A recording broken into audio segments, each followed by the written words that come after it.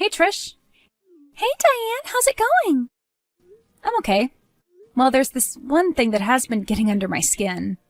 Is it one of your clients? I keep telling you, Diane, you've got too many clients on your books. How many people are you a therapist for again? 20. 20? I'm sorry, but that's just too many people. It's such an emotionally draining job. Tell me about it. But it's not my clients that are the problem, surprisingly. No? Well, they take up a lot of my time. But you know how much I love my job, how much I love helping people.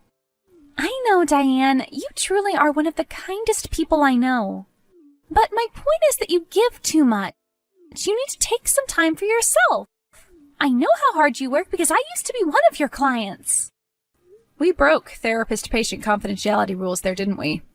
We sure did. Is Jim okay? He's been away on business a lot lately. Is he still being distant? Jim's always been distant. He just gets further away from me every day. Soon I won't be able to see him even if he's in the same room as me. Why is he such a closed book? If I knew, then the book wouldn't be so closed, would it?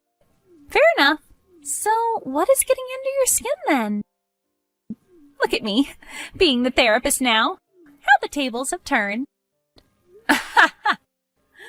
Well, I've actually been getting these weird texts from an unknown number. Weird texts? Unknown number? Yeah. What do they say?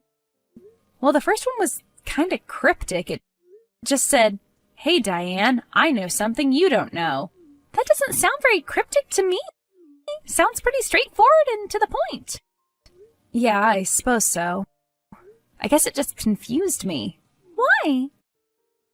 Mostly because I have no idea who it came from. Oh, yes, of course. But anyway, I replied, naturally asking who the hell this was texting me. I thought it might be Jim playing one of his weird pranks. It probably is, to be fair. Well, that's what I thought, until... Yeah? Until what? They sent me a photo. What was in the photo?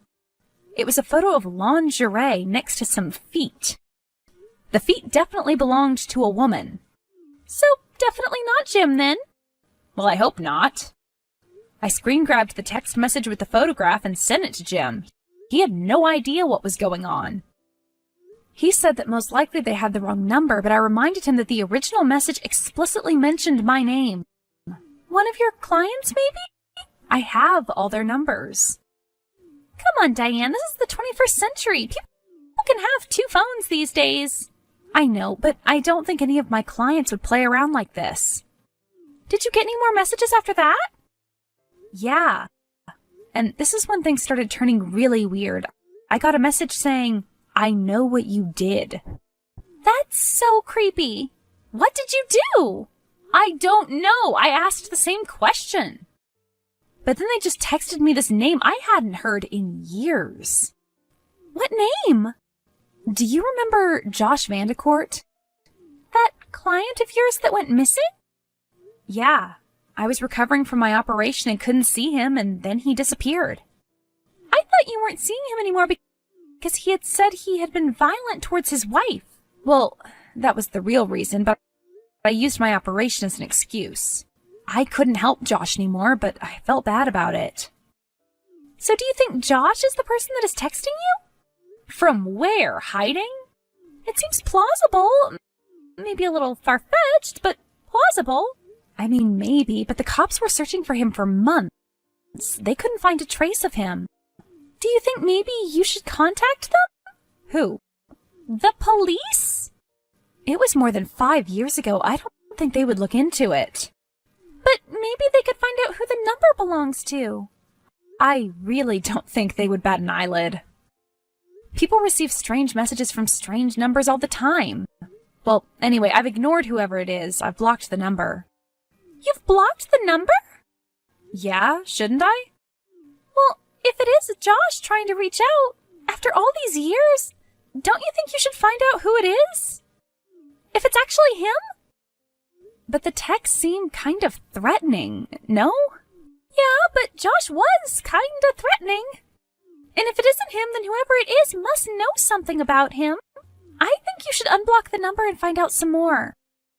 Like actually reach out to this psychopath?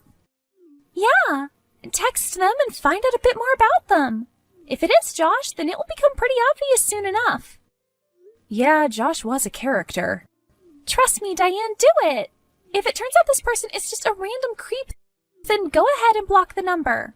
But at least make sure it's not Josh and he's not in trouble first. I've always regretted the way I ended my sessions with Josh. I felt a bit responsible for... No, Diane, I know what you're going to say, and don't. Okay, I'll unblock the number and see what I can find out. Good luck, and let me know how it goes. I will. Speak soon. Take care, Diane. Hello? Josh? Diane? Is that you? If it's you, Josh, you know you can talk to me. Everyone is worried about you. Josh Vandercourt is dead. Excuse me? Don't you read the news? But they never found him. Josh is missing. He may be alive. I know for a fact that Josh is dead, and I know who killed him. How do you know he's dead? Who are you? Why are you messaging me? Have I met you before? You've met me, but I doubt you'd remember who I am. You're so wrapped up in your own little world. You don't care about people, really. This therapy job is just a ruse. A lie to cover up the truth that you're a selfish person who doesn't care about the people you treat. All you want is money. You're driven by greed. You're wrong. I care very deeply for all my clients. I'm not driven by money or greed. Well, that's lucky for you, because after I'm finished with you, you'll either have no money or no job. It's up to you. What are you talking about? I know who killed Josh, and you do too. You're not making any sense. Diane, wake up. You killed Josh. I killed Josh? You're insane. Tell me who you are. I'm someone who never forgets someone's actions. I'm someone who likes to remind people that when they make a mistake, they must be held accountable. You have made a grave mistake, Diane. And what might that have been? I didn't kill Josh. I cared for Josh. As much as I possibly could. He was a deeply troubled young man. He was. But he was also kind and caring. He didn't deserve what happened to him. What happened to him exactly? If you know anything about Josh's whereabouts, you need to tell me. Or the police. Josh texted me before he disappeared. He told me not to come looking for him. But I knew what he was really trying to say. He told me that no one cared about him anymore. It broke my heart. He was abandoned by one of the only people that he felt that he could talk to. And that was you, Diane. He was abandoned by you. It wasn't my fault. I sustained an injury. I couldn't see any of my clients. It was unfair, I know, but it couldn't be helped. I didn't know this would end up happening to Josh. Except you did. I've lost you again. You keep accusing me of things I haven't done. I don't even know who you are. What gives you the right to think you know anything about me? Because I do know things about you, Diane. I know more than you think. I know what Josh wrote to you hundreds of times before he disappeared. He begged you to see him. You knew how much he was suffering, and yet you did nothing. You abandoned your duty of care in his time of need. Josh may have made some mistakes, but he didn't deserve the treatment he got from you. He did make mistakes. Unforgivable mistakes. So have you. And you're going to pay for them, like Josh did. You have a choice, Diane. Either give me the $500,000 in your bank account, your precious savings, or I am going to make it my personal mission to make sure everyone knows just what you're capable of. What do you mean? Your name is going to be everywhere on social media. The therapist who abandoned her client before he disappeared. You'll lose your business. You'll lose your livelihood. You'll lose your license. You'll lose everything. You'll be working in a Walmart before the end of the year. Mark my words. How do you know how much money I have in my bank account? I told you, I know more than you think. There's only one person who knows that aside from myself, and that is my husband. Do you know my husband? Tell me. Think about my offer, Diane. Mull it over. You have 48 hours to send me your life savings. In cash. Or you can kiss goodbye to your job and your life.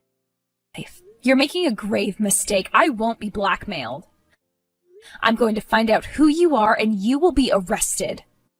Bring the cash to 48 Trafalgar Street in 2 days' time. Leave it next to the blue door, yellow building. You'll know the one when you see it. Don't be late. I'll be contacting a lawyer and the cops. Never contact me again. Good night. Jim? Sweetheart? I tried calling you. You're not answering your phone. I'm so sorry. I've been so busy all day at the conference. You know that weird text I received the other day? Yeah, what about it? Whoever it is, they're trying to blackmail me. They think I had something to do with my old client, Josh Vandecourt's disappearance. What? That's crazy. You were so upset when Josh went missing. You didn't have anything to do with that. What did this person say exactly? That if I don't give them my life savings in cash, they're going to expose me. They said they can get my license revoked. How? I don't know, Jim, but they feel pretty sure of themselves. Don't freak out. I'm going to phone my buddy at the sheriff's department. They'll be able to find out who this prankster is pretty quickly. Thanks, Jim. No problem, sweetheart. Relax. I'll sort this out. The game is up. My husband has friends in the police department. I've given them your number. They're going to track you down. They're going to find you and stop you. No, they won't, Diane. How can you be so sure? Because I know your husband, and he isn't going to do that to me. You know my husband? How? Diane. Yes? I'm going to tell you a little story. It's about a girl. This girl was young and naive. She dreamed of meeting the perfect guy and marrying him. And guess what? The girl's dream came true. She met the perfect guy. The guy loved the girl with all his heart. The problem was, this guy also had a problem. He loved something more than the girl. He loved to drink every day, from dawn till dusk. And then he lost his job, and everything went downhill. You're talking about Josh, aren't you? When the guy got drunk, the guy got violent and hit his wife. Except the next day, when he woke up, he was so sorry, and he cried into his wife's arms. "Why am I like this?" he would say to the girl. The girl loved him so much that she would forgive him every time. And then, one day, the guy hit his wife so hard that she had to go to the hospital. The girl promised herself this would be the last time. So she told the guy to get cleaned up and see a therapist, or she would leave him. So he did. That therapist was you, Diane. Josh was getting better, and then you abandoned him. Faced with the shame of everything, he left the girl. He disappeared. You're the girl, aren't you? I was the girl. I'm not anymore. I'm sorry this happened to you, but you have to believe me. I didn't want this to happen to Josh. It broke my heart when he disappeared. I wanted to help him. I really did. We can't go back in time. What's done is done. Of course we can't, but we can still change our futures. You don't have to continue down this road. I've done bad things too. Things I'm ashamed of. I'll own up to them if you will just own up to your mistake.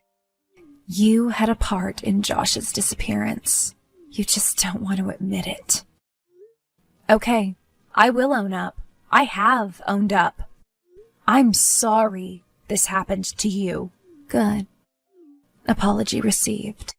Now I must apologize to you, Diane. For what? You know that picture I sent you? The one with all the lingerie? Yes? There was someone with me when that picture was taken. What are you talking about? You know who I'm talking about. No, I don't. You might want to talk to your husband about what he's been doing on his little business trips, Diane. No, he wouldn't. I have nothing to hide anymore. You can keep your precious money, your precious job. But just know that I have taken your husband as you have taken mine. I don't believe you. You're lying. Diane. Yes. I'm sorry. I mean that. Goodbye. The anonymous texter turned out to be none other than Josh's wife. It turns out my husband had a one-night stand with this woman whose name is Lauren while he was away on business. He says it was a drunken mistake, that he met her at a bar and she spiked his drink. I'm not sure who to believe. This whole ordeal has been unbelievable. I've taken Trisha's advice and taken some more time for myself to reflect. I don't know if I will leave Jim or not. My head tells me yes, but my heart tells me no. This was probably the same problem Lauren was facing when she had to deal with Josh's abuse. I really do hope Josh is alive somewhere and that he is okay. The world is a weird place. I'm just going to keep going, not think too much about the past, and try and help other people make their futures a more comforting place to be.